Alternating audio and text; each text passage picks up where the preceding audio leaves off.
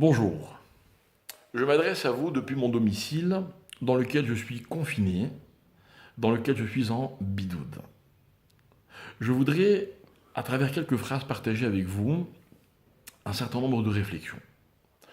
Premièrement, vous dire que finalement, c'est pas si terrible d'être en bidoude, que être un peu chez soi, avoir le temps de faire certaines choses, le temps même de se reposer, c'est pas si dramatique. Mais réfléchissons d'abord un peu plus en profondeur. La première question que je me pose, c'est la suivante. En étant privé d'être en relation avec autrui, c'est peut-être le meilleur moment de se demander, quand j'ai le privilège d'être avec les autres, est-ce que je me comporte convenablement? Est-ce que je réalise de la chance que c'est d'avoir des amis, des relations? Est-ce que quand je suis en contact avec eux, je fais ce qu'il faut, je suis celui que je dois être? Je m'adresse également à ceux qui ne sont pas en confinement. Pensez-vous à appeler, à vous manifester auprès de ceux qui sont enfermés chez eux? Pensez-vous à leur dire qu'ils vous manquent, qu'ils ne vous font pas spécialement peur, mais qu'il faut respecter les consignes, qu'ils ont peut-être besoin de quelque chose, que vous pouvez, à travers le téléphone, passer un petit moment avec eux, peut-être à étudier la Torah avec eux. Vous voyez, il y a donc une remise en question dans la relation qu'on est censé avoir avec les autres. La deuxième question que je me pose, c'est sur la valeur du temps. Être chez soi pendant 14 jours, c'est avoir beaucoup de temps devant soi. Que faire de ce temps? Vais-je être de ceux qui vont tout faire pour que le temps passe, pour faire passer ce temps? Peut-être river devant des écrans à je ne sais quelle occupation. Ou alors est-ce que je vais exploiter ce temps en étudiant la Torah, en faisant des mitzvot, des choses que je n'ai pas le temps de faire quand je suis dans un emploi du temps programmé et dans la vie active.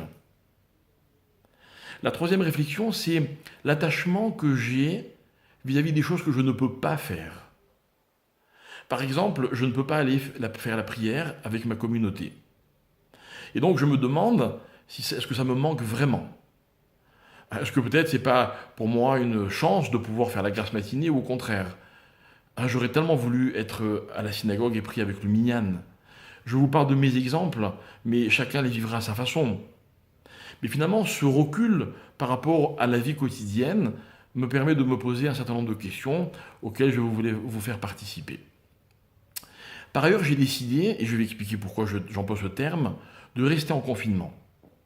En effet, je suis arrivé un petit peu avant la date fatidique fixée par le gouvernement israélien, en Israël, et j'ai eu plusieurs versions.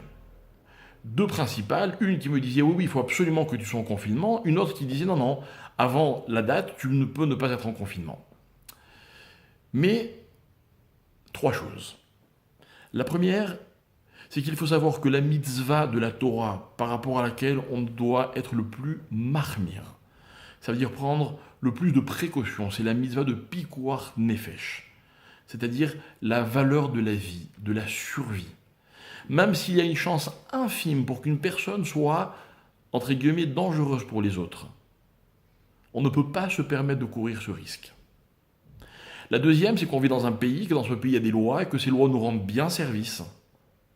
Et qu'on se doit aussi de les respecter. On ne comprend pas toujours les lois, on peut ne pas être d'accord, mais lorsqu'elles ont été décidées, on ne peut pas se permettre le luxe de ne pas les accepter.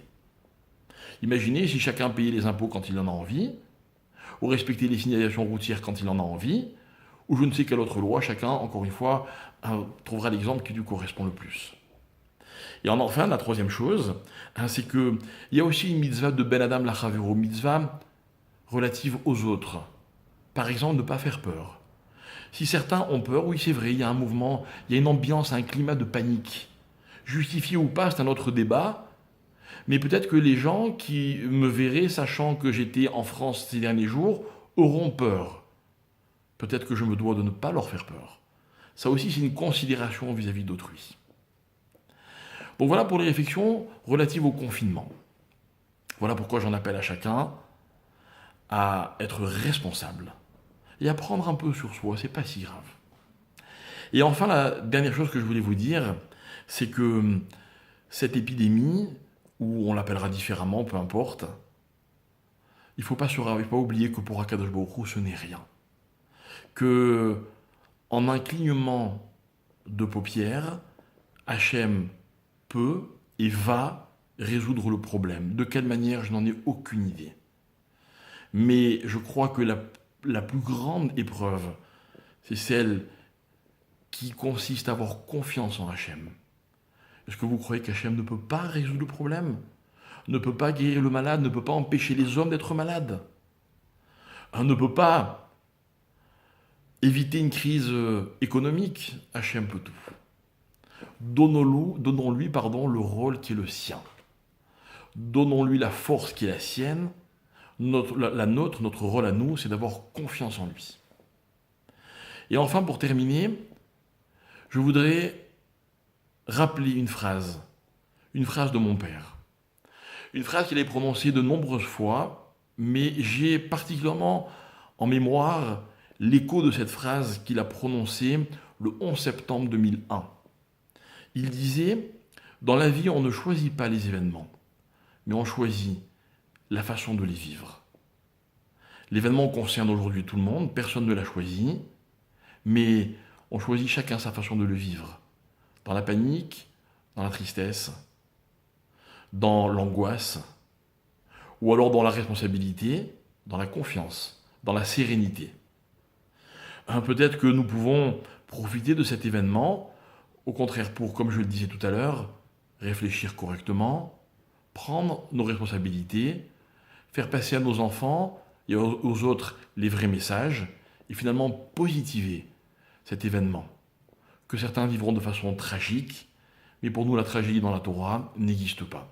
Tout ce qu'Hachem fait est pour le bien, à nous de jouer notre rôle, celui que nous venons d'expliquer. Merci. Bessorot Tovot, Refoua Shelema pour tout le monde, et qu'on ait la chance de vivre un Purim dans la joie. N'oublions pas que nous sommes dans des jours de miracles, que les futurs mariés aient la chance de vivre leur mariage dans la joie, que les familles puissent se réunir pour les fêtes de Pessah, également pour les autres joies prévues, et que si Dieu veut tout ça ne soit bientôt qu'un souvenir qui ne nous laissera même pas un goût amer, mais au contraire une belle leçon que nous aurons comprise. Amen.